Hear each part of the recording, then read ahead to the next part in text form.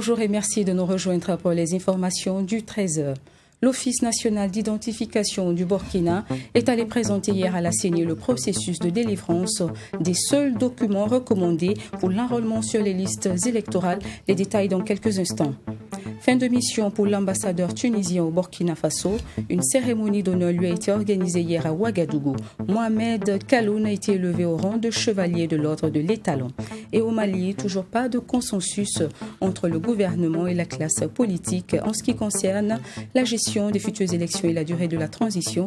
Bourema Soulo nous en dira davantage avant la fin de ce journal. C'est toujours un plaisir de vous retrouver. Merci pour votre confiance. L'Office national d'identification du Burkina en visite hier dans les locaux de la Commission électorale nationale indépendante.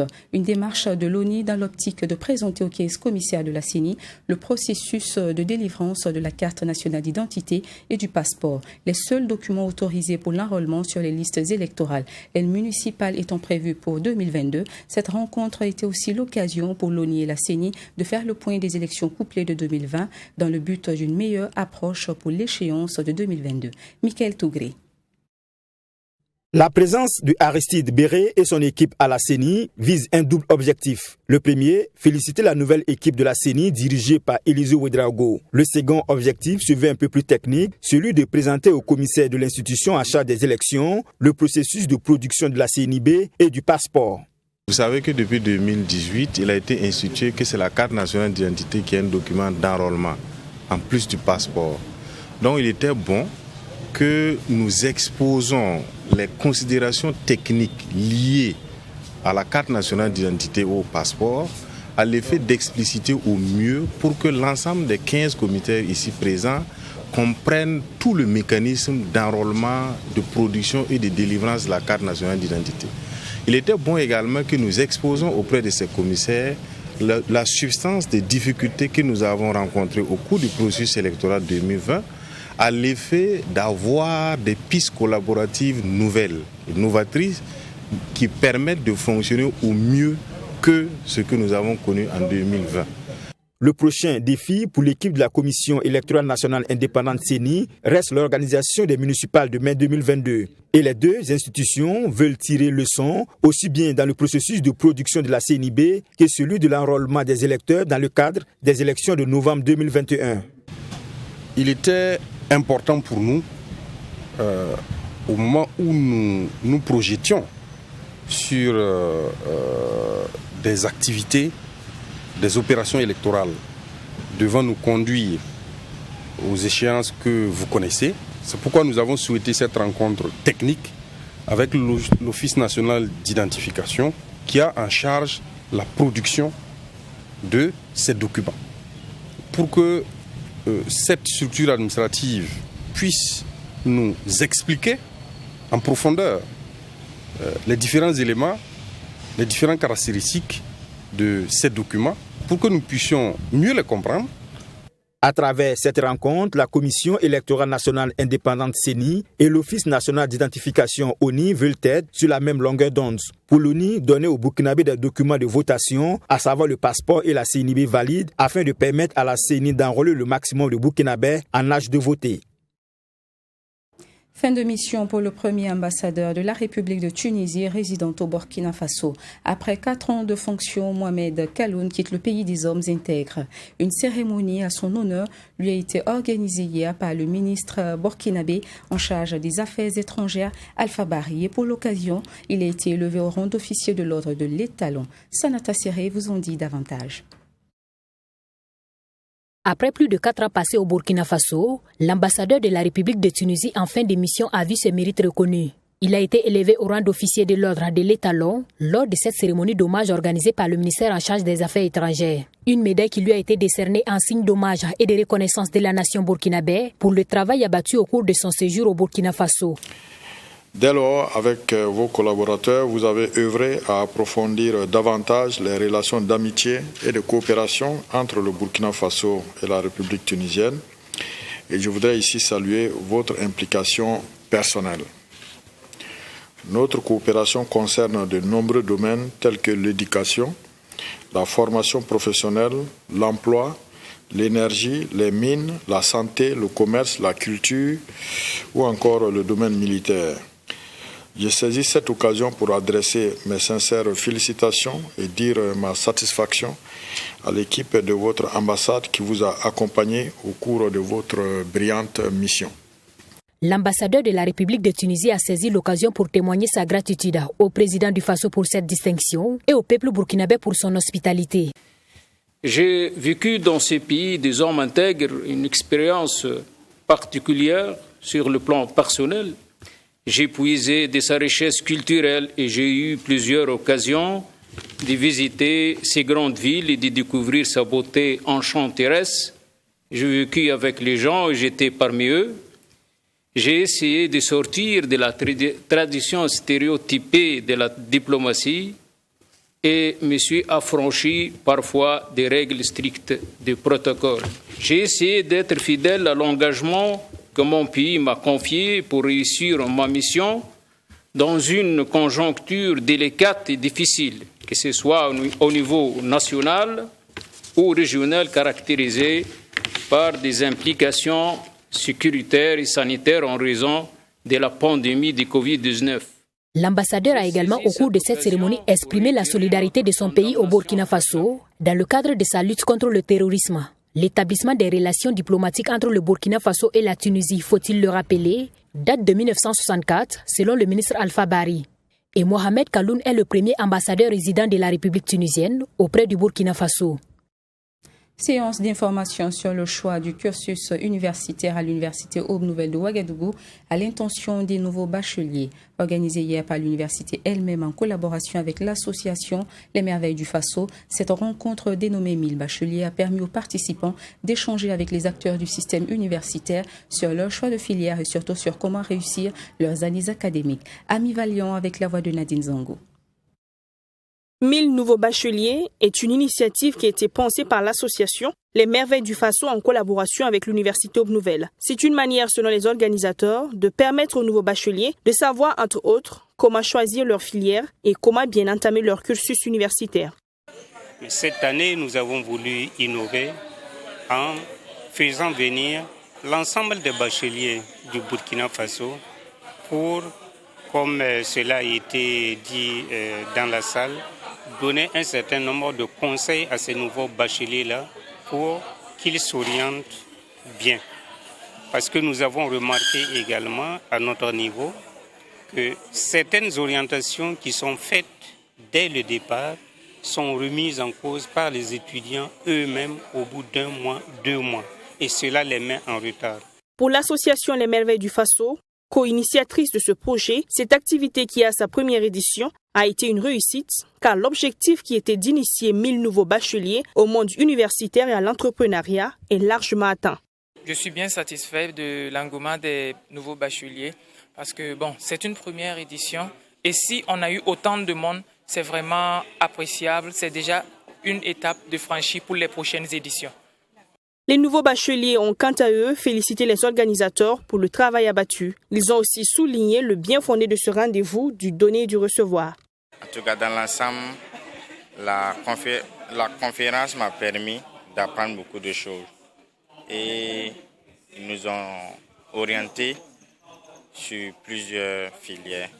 Moi, personnellement, en tout cas, je compte prendre la communication. Je suis venue, j'ai participé et je vois que vraiment leur conseil, ça porte beaucoup. Et je pense que ça va m'aider à choisir mon université et puis, réussir mon année universitaire, quoi.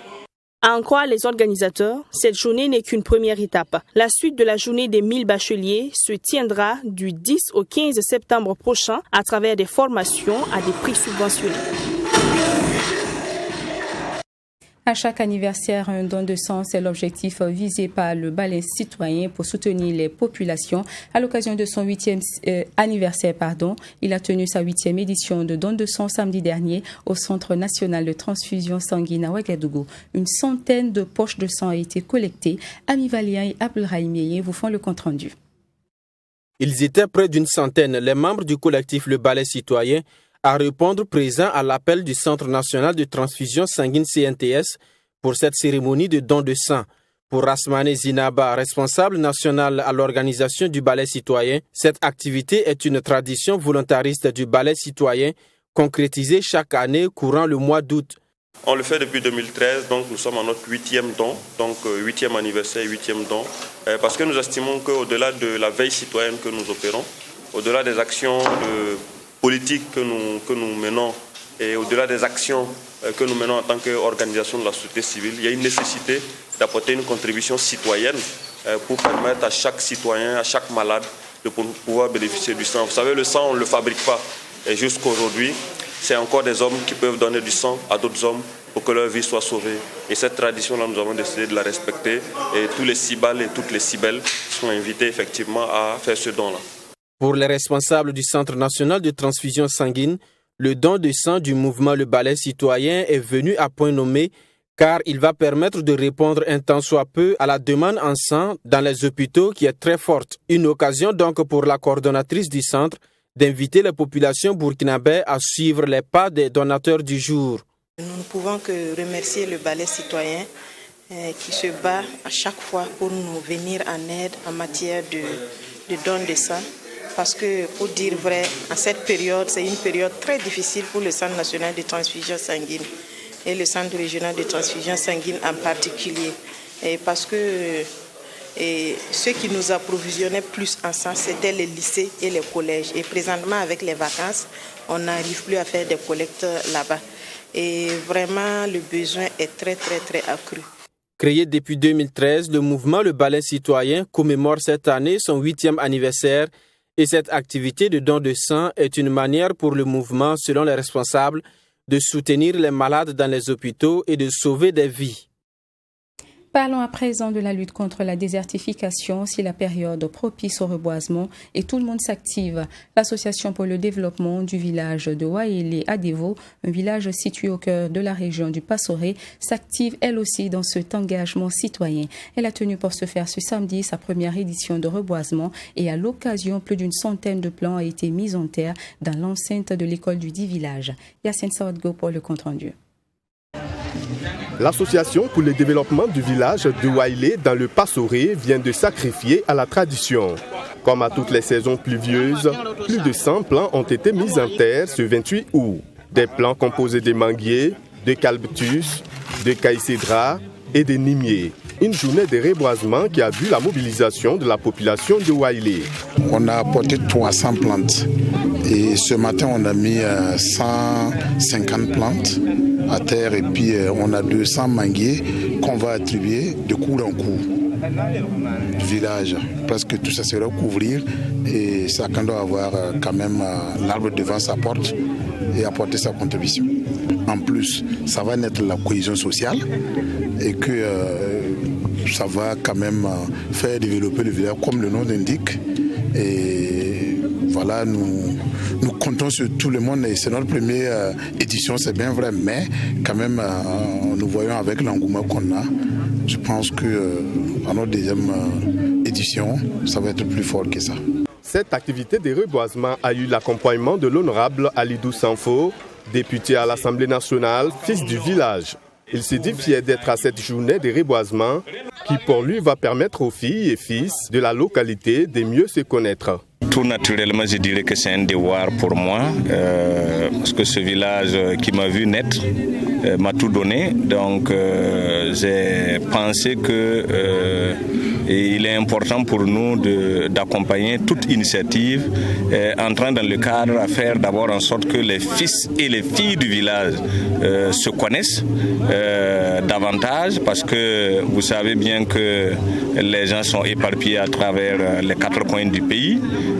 Donc dans un premier temps, cette idée nous a poussé en tout cas à accompagner l'initiative à faire en sorte que les fils là puissent contribuer ensemble à l'action de développement donc, de ce village. L'association pour le développement du village de Waélé à Devo est née le 31 janvier 2021 et a pour but de travailler pour le développement du village de Waélé situé dans la commune de Yako, région du Nord. Selon ses premiers responsables, plusieurs activités sont en vue afin de bien faire connaître l'association. Le week-end dernier s'est tenue la première édition du festival Festicité, organisé par l'association Venerem Tombangé. Cette rencontre fut un cadre de rencontre, de formation, de sensibilisation, mais également d'épanouissement pour les jeunes autour du concept Tonwakato. À l'occasion, la jeunesse a été invitée à marquer positivement son époque en contribuant au développement du Burkina Faso. Abdelrahim Yéyé. Une ambiance festive à l'espace de l'amitié ce 28 août pour marquer la première édition de Festicité, un festival qui vise à joindre l'utile à l'agréable à travers la sensibilisation des jeunes. Une vision de l'association Venerem Tombangé à travers son concept Tonwakato qui signifie notre moment. Un concept à travers lequel les jeunes sont invités à marquer sainement leur temps et contribuer à la construction du pays. C'est pourquoi ce spectacle s'est voulu un cadre de sensibilisation des plus jeunes. On a bien travaillé et évité la consommation des alcools et de la drogue. Merci. Pour atteindre les objectifs visés à travers le concept Tonwakato, l'association a initié plusieurs activités qui ont ponctué cette première édition de Festicité. Tonwakato pour dire notre moment. Nous demandons en fait aux jeunes de se rallier à nous tous pour pouvoir faire ce que nous disons, marquer notre génération. Et c'est dans ce sens que nous avons créé cette activité et pluridisciplinaire qui engage les jeunes, les parents, les enfants à travers les manèges et une kermesse avec le sport, ainsi que l'activité qui prend en compte le volet environnemental qui aujourd'hui est un aspect spécifique même du gouvernement aujourd'hui. Récemment, il y avait l'activité sur la sécurité routière. Nous avons aussi mis en place une commission de sensibilisation par rapport à ça. En plus, ces 72 heures d'activité ont permis de former les jeunes en entrepreneuriat et en leadership afin de mieux faire face aux nouveaux défis.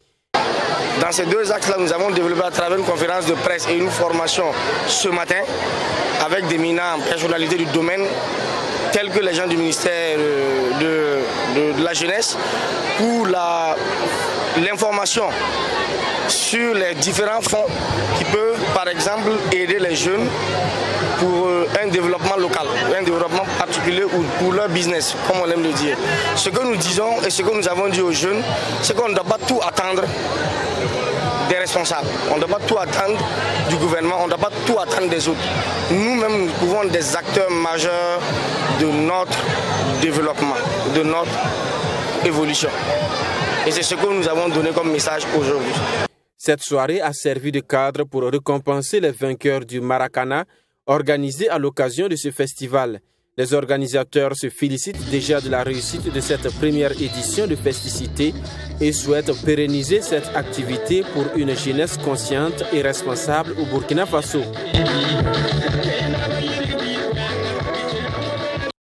Page sportive à présent, parlons football. Les étalons du Burkina, présents à Marrakech au Maroc, depuis vendredi dernier, affrontent jeudi prochain le MENA du Niger. Un match qui entre dans le cadre des éliminatoires de la Coupe du Monde Qatar 2022. À cet effet, les poulains de Kamou Malo ont effectué leur deuxième entraînement hier. Le groupe dans son ensemble était présent à cette séance et se dit apte à décrocher les 3 points. Reportage signé Assami Touré.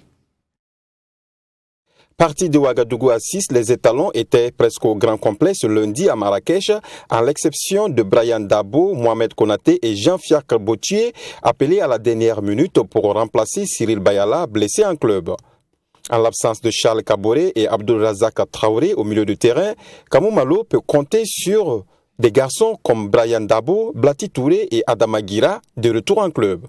Après quelques séances d'entraînement, Adama Gira dit être prêt à apporter son aide. Bon, les épaules solides, je ne sais pas, peut-être chacun a son tempérament. Moi, je suis pas comme Charles Alain, tout ce que vous venez d'évoquer, c'est des promotionnaires. Ils ont aussi leur façon d'être, moi j'ai ma façon d'être, qui n'est peut-être pas comme ce qu'eux ils font. Mais bon, je suis là, je suis un peu plus expérimenté que les jeunes. Je vais les soutenir, je vais essayer de les conseiller et aussi je suis là comme joueur et à la disposition du coach. Et je crois que c'est le plus important, quoi. C'est en équipe qu'on peut gagner Et avec toutes les absences que nous avons, nous devons être un groupe solide, solidaire. Je crois que c'est la seule manière pour nous d'aborder ces 2 matchs. Dans la charnière défensive également, il n'y a pas une sérénité absolue puisque Issoufou Dayo ne sera pas avec son binôme Edmond Tapsoba.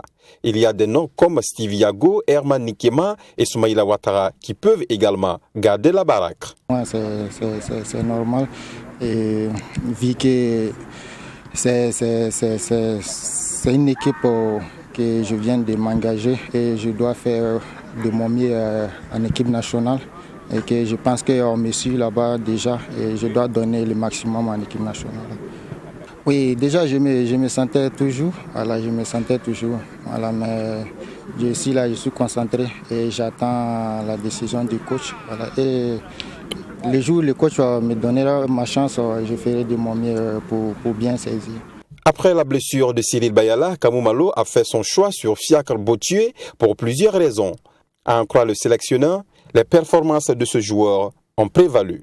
En tout cas, il a toujours mouillé le maillot, même si quelque part il y a des insuffisances. Bon, mais c'est ce que déjà je recherche.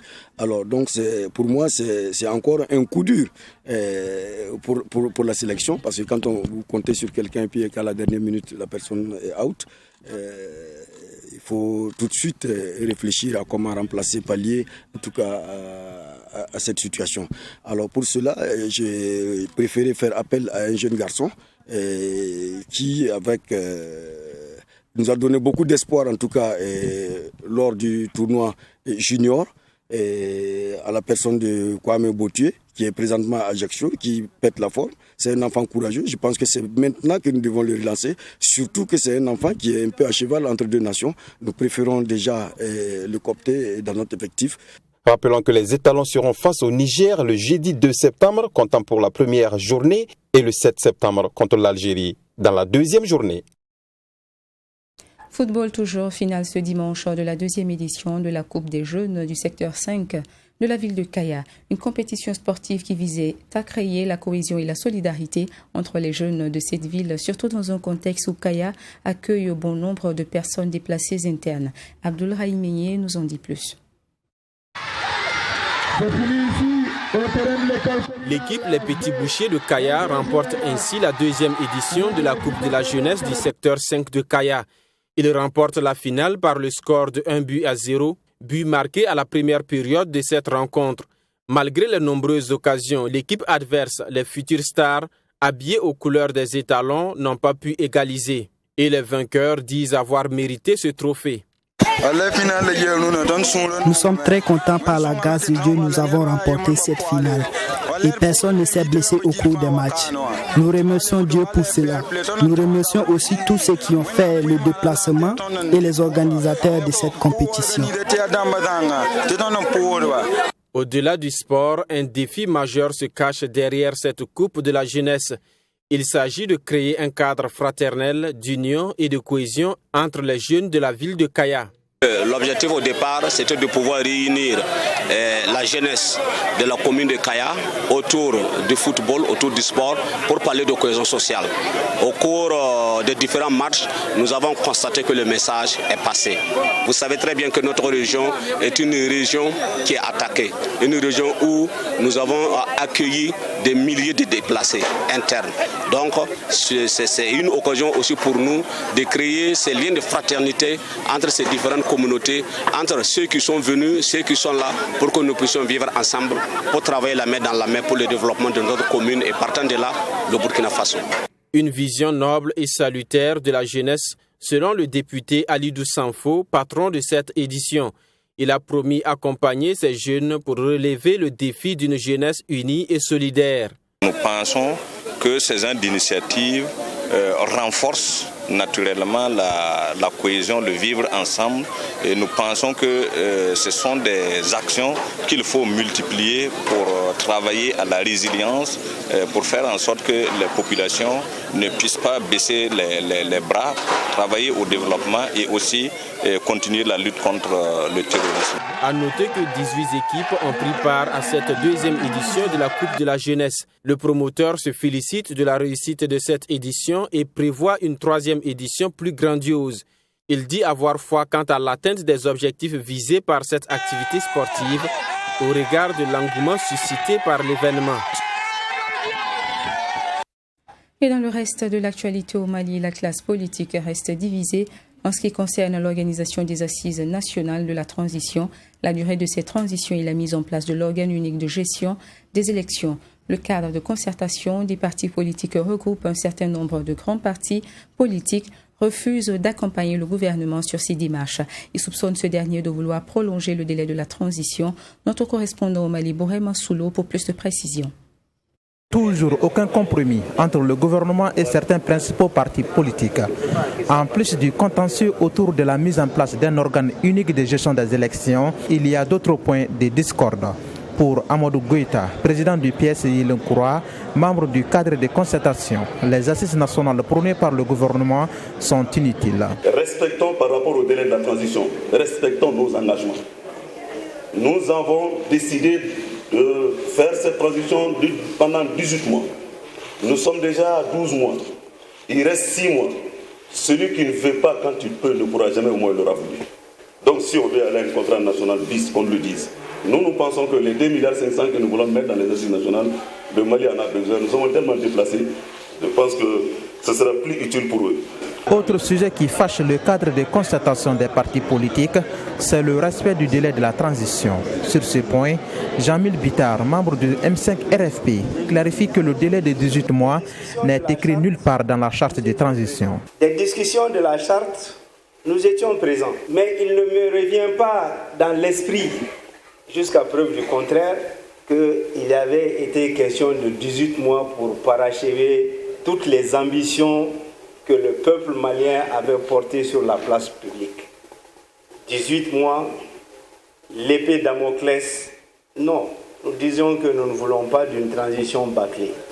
Entre ceux qui sont pour la prolongation de la transition et ceux qui sont contre, le Premier ministre assure que les autorités de la transition vont respecter leurs engagements de 18 mois. Une question centrale est revenue, la durée de la transition. Les partis ont des avis tranchés. Nous leur avons dit que le gouvernement s'est engagé à faire tout ce qui dépend de lui, faire respecter ses engagements. Et c'est pour cela que nous travaillons d'arrache-pied pour atteindre ces objectifs. Pour le reste, rien ne sera décidé sans les Maliens.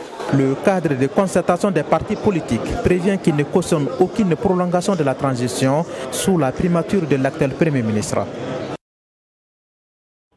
Et sur ce, s'achève cette édition. Merci de l'avoir suivi. L'actualité continue sur True TV.